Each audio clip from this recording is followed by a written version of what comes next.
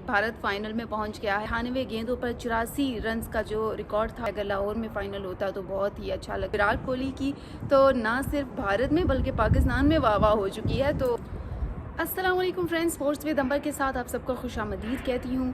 यकीनन जो लोग भारत में हैं और वो जश्न मना रहे होंगे क्योंकि भारत फाइनल में पहुंच गया है और कल बहुत ही अच्छा मुकाबला देखने को मिला। आईसीसी चैंपियंस ट्रॉफ़ी का बहरहाल फ़ाइनल का जो डिसीजन था वो हो चुका है, दुबई में होगा। और कल अगर बात करें तो ऑस्ट्रेलिया और इंडिया के दरमियान बहुत अच्छा मैच खेला गया और ऑस्ट्रेलिया ने सबसे पहले टॉस जीतकर बैटिंग का फैसला किया, लेकिन उसके बावजूद ये फैसला उनकी फेवर में ना हो सका और सिर्फ 265 स्कोर ही था। इंडिया ने बासानी चेज़ किया।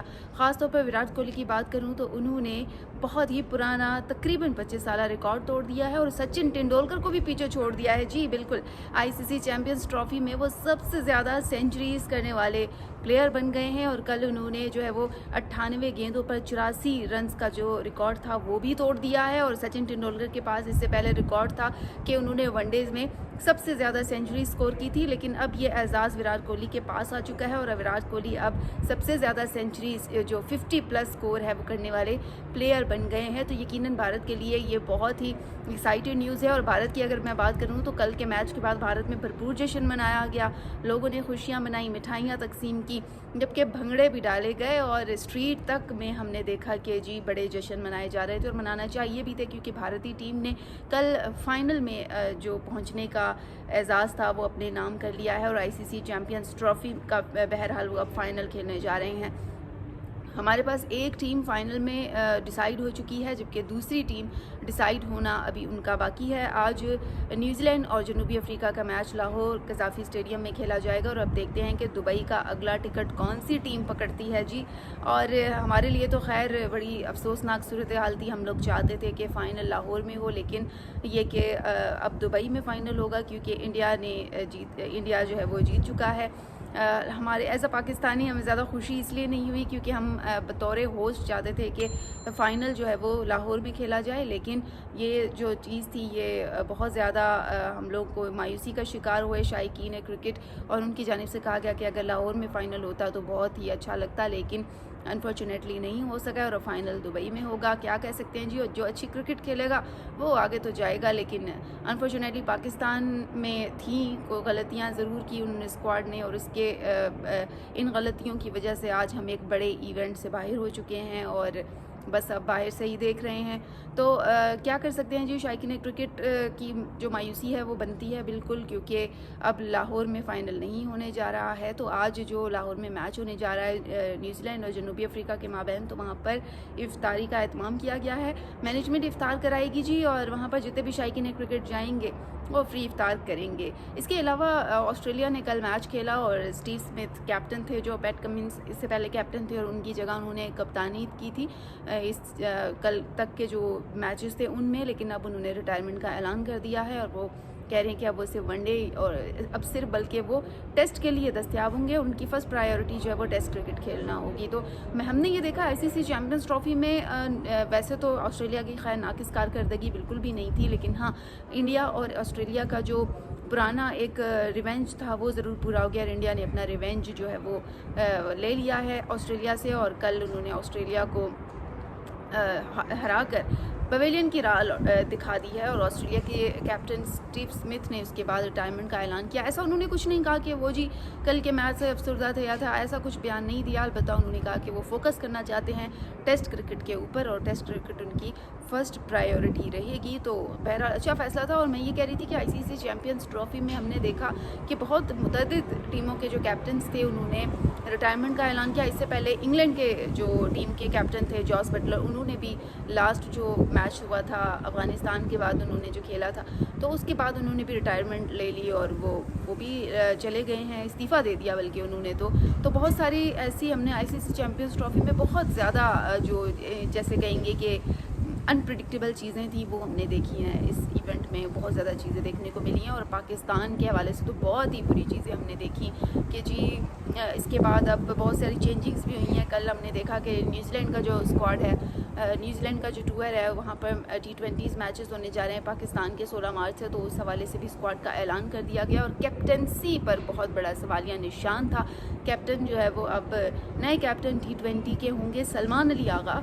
सलमान अली आगा पर बहुत ज़्यादा तनकीद भी की जा रही है क्योंकि किस बिना पर उन्हें कैप्टन जो है वो मुंतखब कर लिया गया है, और कोई कारकर्दगी होती है, कोई इवेंट जिताए हुए होते हैं, कोई ऐसा कोई कारनामा होता है। लेकिन बहरहाल बहुत ज़्यादा तनकीद की गई है जी सलमान अली आगा के ऊपर भी कि उनको किस बिना पर कैप्टन बनाया गया और वाइस कैप्टन जो है वो शादाब को बनाया गया है। इसके अलावा वनडेज़ के कैप्टन रिजवान ही होंगे और स्क्वाड में भी कुछ तब्दीलियां की गई हैं। वनडे और T20 के दोनों के स्क्वाड में जो है वो तब्दीलियां की गई हैं। जो वनडे में है वो T20 में नहीं है, जो T20 में है वो वनडे में नहीं है।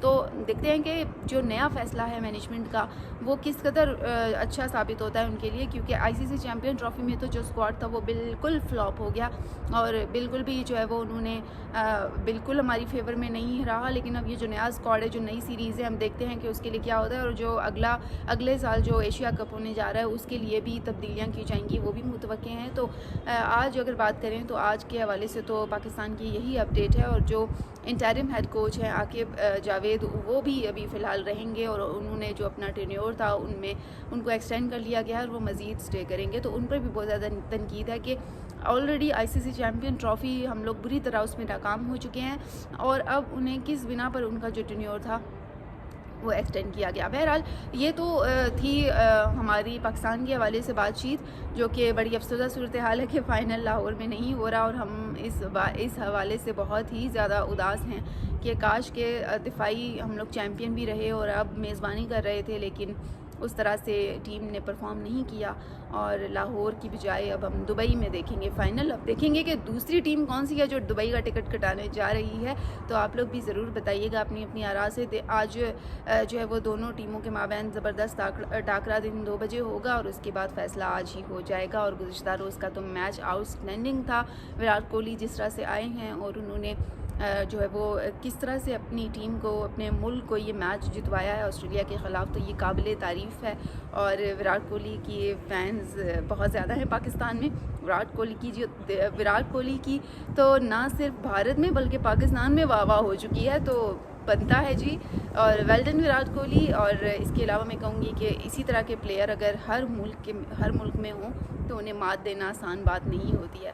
तो दोस्तों ICC चैम्पियंस ट्रॉफ़ी के साथ साथ मज़ीद स्पोर्ट्स की ख़बरों के साथ मेरे साथ जुड़े रहिए। इंशाल्लाह आप लोगों से कल फिर बातचीत होगी, मुलाकात होगी। और इसके अलावा आप जो कमेंट्स करते हैं मुझे बहुत अच्छा लगता है। अपने कमेंट्स के ज़रिए आप भी बताइएगा कि पाकिस्तान के स्क्वाड में जो नई तब्दीलियाँ की गई हैं वो आपको कैसी लग रही हैं और कौन कौन सी तब्दीलियाँ हैं जो नहीं होनी चाहिए थी और किस किस से आप मुतमईन हैं। इसके अलावा कैप्टनसी पर जो सवालिया निशान एक अरसे से उठ रहा है, कैप्टन नहीं आ पा रहा और जो आ रहा है उसकी कैप्टनसी में टीम अच्छा परफॉर्म नहीं कर रही है। तो इस हवाले से आप लोग अपनी अपनी आरा से ज़रूर आगाह करें, क्योंकि मुल्क का सवाल है। टीमें मुल्क के लिए खेलने जाती हैं और जब वो मैदान में उतरती हैं तो उन्हीं का काम होता है कि वो किस तरह से परफॉर्म करती हैं। जैसे भारत की मिसाल मैं बार बार इसलिए देती हूँ क्योंकि भारत की टीम ने बहुत ही अच्छा जो है वो गेम खेला है। इसके अलावा गुज़िश्ता रोज़ रोहित शर्मा ने भी ये कहा है कि जी शुरू में जब वो आए वो खेले और टीम कॉन्फिडेंट थी।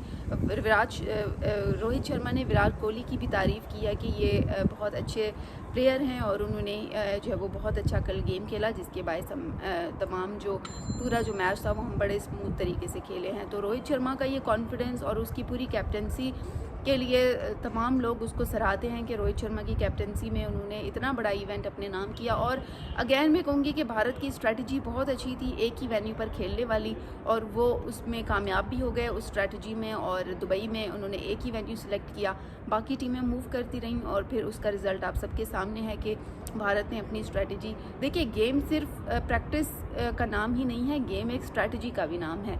तो जब आप प्रैक्टिस के साथ साथ स्ट्रैटेजी भी बनाते हैं तो उसके बाद जाके कहीं ये आपको इवेंट जताने में मदद मिलती है। मेरी टंग इसलिए स्लिप हो रही है क्योंकि सर्दी भी हो रही है, धूप तो है लेकिन साथ साथ ठंडी ठंडी हवा चल रही है, तो ज़रा मुश्किल से बोला जा रहा है। इसके अलावा रमज़ान मुबारक है, तो रमज़ान के रोज़े भी रख रहे हैं और अल्लाह का लाख लाख शुक्र है। आज चौथा रोज़ा है, मौसम सर्द भी है और नहीं भी है, सर्द ज़्यादा है बल्कि।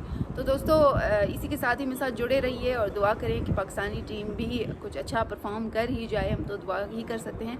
इसके साथ मज़ीद ख़बरों के साथ साथ जुड़े रहिए स्पोर्ट्स विद अंबर के साथ। तब तक के लिए अल्लाह हाफ़िज़।